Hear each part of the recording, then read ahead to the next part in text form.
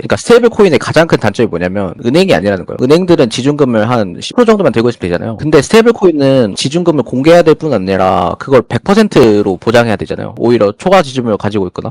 그렇구나. 근데 이렇게 되면은 미국 입장에서 가장 우려되는 현상이 뭐냐면 예금이 잠식되는 거예요. 그러니까 이게 스테이블 코인이 예금보다 훨씬 돈이 돌아다니는 속도가 빠르고 이자가 없다는 단점이 있지만 그 훨씬 편하잖아요. 저희만 생각해도 지금 코인 직접 현물로 거래하려면은 그 빗썸 들어가야 되고 뭐 이렇게 하는데 이게 증권에서 그냥 한 번에 공통화 된다는 거니까 훨씬 속도가 빠르죠. 그쵸. 근데 이렇게 돼서 그러니까 사람들이 예금에서 돈을 빼가지고 스테이블 코인에 넣으면은 예금이 없으니까 은행 입장에서는 대출을 해줄 수가 없잖아요. 돈이 없으니까. 그쵸. 이렇게 신용이 파괴가 된다는 게 미국 입장에서 스테이블 코인을 받아들이기 굉장히 무서운 포인트가 있는 거죠. 이걸 예금 잠식이라고 그러는데 그래서 이거를 법안을 어떻게 처리하냐가 굉장히 중요되는 포인트예요. 근데 이번에 클래리티 법안에서 가장 문제가 됐던 부분이 이자를 주냐 마냐잖아요. 그렇죠. 근데 만약에 스테이블 코인에 이자를 줘버리면 사람들이 더 이상 은행 예금에 돈을 넣을 이유가 없는 거죠. 그러니까 어쨌든 국회 입장에서는 아직까지 이 예금 잠식을 원치 않는다. 아직까지 스테이블 코인을 그 정도까지 받아들이고 싶지 않다. 어쨌든 자기가 아직까지 달러 스테이블 코인 기반에서 1등이고 뭐 중국이나 이런 애들 당연히 따라오지 못하고 아직까지 그런 여유가 있기 때문에 천천히 논의하고 보자라는 입장이고 그 정도까지 제도권으로 코인을 넣고 싶지 않다. 그러니까 비트코인 아니면 이더리움이다 다 내려가기 시작하는 거죠. 그 예금을 잠식한다는 소리가 그러면 진짜 은행에 갈 이유가 없잖아요. 그럼 다 죽는 거야? 은행은? 그죠. 은행 다 죽어요. 스테이블 코인이 가장 큰 문제가 이자가 안 나온다는 거잖아요. 법적으로 클래리티 법안으로 이자를 주게끔 용인을 해버리면은 굳이 은행에서 예금을 받을 이유가 없죠. 아니, 절대 통과 안 될 것 같은데? 안 그래? 나와봐야 알아요. 이거는 법안이 어떻게 기가 막히게 또 미국 사람들 그 딜의 달인이잖아요. 막 조건 붙여가지고 어디까지 이렇게 하고 어디까지는 저렇게 하고 막 이렇게 나올 수도 있지. 스테이블 코인이 옛날에 가지고 있었던 문제가 뭐냐면 서클 같은 경우에는 그 80%가 단기채고 20%가 은행 예금이었거든요. 근데 이 은행이 파산을 해가지고 뱅크런이 터진 거예요. 실제로? 네, 실제로. 그래서 이게 스테이블 코인이 1달러를 담보를 못 했던 적이 있어요. 원래 1테더는 1달러였잖아요. 0.95달러 이렇게 일시적으로 내려가게 된 거죠. 그래서 이게 그 지니어스 액트 법안에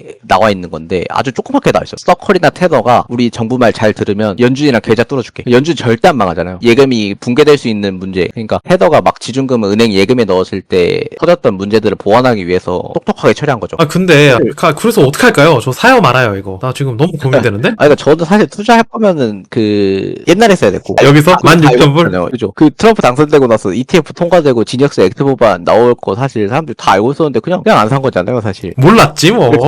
알았으면 뭐 안 샀겠어? JP 모건도 지금 코인 만들고 있거든요. 테더 서클처럼 만들어서 예를 들어서 국민은행에서 코인 같은 거 만드는 거죠. 그래서 너네 예금 빼가서 테더나 서클 가지 말고 우리 거 쓰면은 옛날에 있었던 데이터 그대로 보존시켜 주면서 다른 스테이블 코인처럼 뭐 그렇게 해줄게 하면은 나름대로 방어력을 지닐 수 있거든요. 그러네. 근데 그게 아직까지 진행이 안 된 거죠. 기관들이 클래리티 법안이 반대됐다는 거는 비트코인이 아직 기관들 매집이 끝나지 않았다. 되게 일리가 있는 얘기네. 채굴 단가나 이런 걸 고려했을 때 지금이 뭐 저점이다라는 얘기가 굉장히 많이 나오잖아요. 사실 저는 뭐 채굴 단가로 그거 계산하는 것도 살짝 회의적이긴 한데 어쨌든 코인의 대소사가 시작되기 전까지는 아직 유동성의 영향을 많이 받는 것 같고 이 이더리움이 나온 지 몇 년이 됐어. 한참 됐잖아요. 탄생하고 나서 모든 비트코이너들부터 시작해서 이더리움 신봉자들 그리고 여기 재단에서 일하는 사람들이 모두가 한 가지를 기다렸어요. 그게 뭘 기다렸냐? 킬러 앱을 기다렸어. 그러니까 방금 말씀하신 대로 사용이 돼야지 이게 이 정교하게 잘 짜놓은 시스템도 의미가 있는 거잖아요. 그래서 이 킬러 앱을 기다렸는데 킬러 앱이 안 나와. 나왔었지. 뭐 예를 들어서 고양이 키우는 거 나왔다가 소멸. 디파이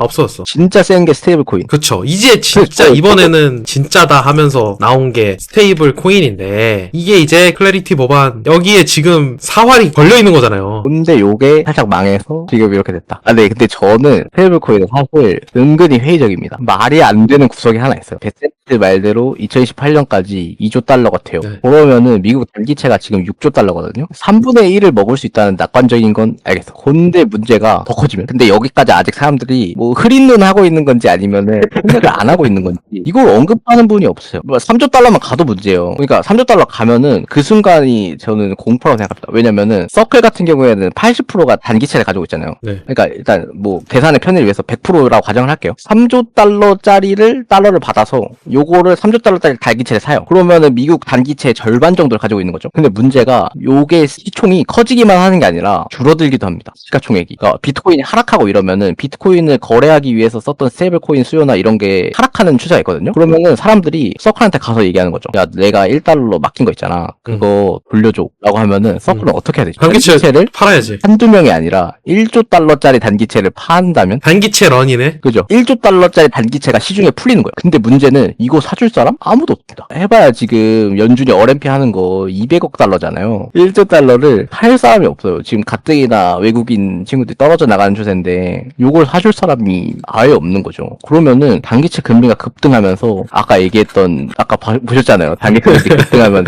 떨어지는 거. 그럼 비트코인 떨어져. 그러면 또 스테이블코인 팔아. 그래서 요게 계속 반복되면은 문제라고 생각해요. 근데 요거를 다들 흐린 눈하고 얘기를 안 해요. 이거를 사실 연준이나 아니면 재무부 그 똑똑한 사람들이 모를 리가 없잖아요. 천천히 하자 이거죠. 스테이블코인 커지는 거 알겠어. 근데 좀 우리도 제도를 좀 정비하고 머리를 좀 써볼게 이러는 거죠. 느낌이 지금.